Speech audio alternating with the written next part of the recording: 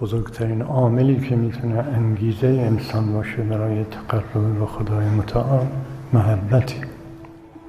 کسی که خدا را دوست می‌داره باطن خودش را کاملا برای خدا خالص کنه،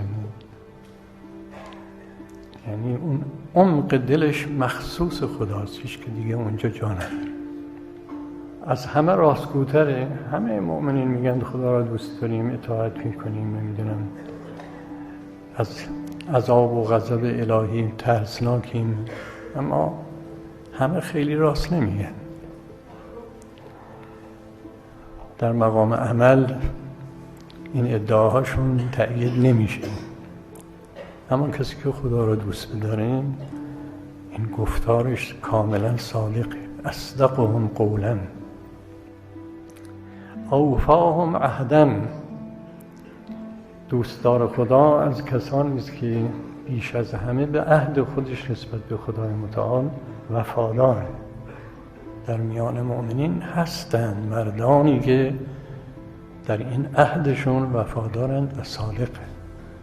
اینجا می‌فرماید بیشترین کسی که به عهدش نسبت به خدای متعال وفا میکنه محب است، کسی که خدا رو دوست می‌داره. کسی که خدا رو دوست داشته باشه عملش از همه پاکتر و پاکیزه‌تر، یادش نسبت به خدای متعال صافتر و بی‌پیرایه‌تر است. تمام وجودش وقف بندگی خداست، چیزی از وجودش را در غیر راه بندگی خدا صرف نمی‌کنه. آثارش چیه؟ یکی از آثارش این وقتی این چنین بنده‌ای با خدا راز نیاز میکنه، ملائکه به وجودش مباهات میکنه. تتباهى الملائکه عند مناجاته و تفتخر برؤیته. افتخار میکنن که ما از کسانی هستیم که چنین بنده‌ای رو دیدیم که این چنین خدا رو دوست می‌داره.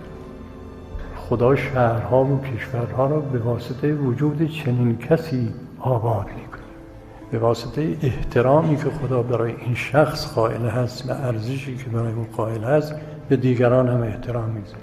اگه مردم خدا را به حق چنین کسی قسم بدن و از او چیزی بخوان، خدا خواستشون را ادا میکنه بهشون مرحمت.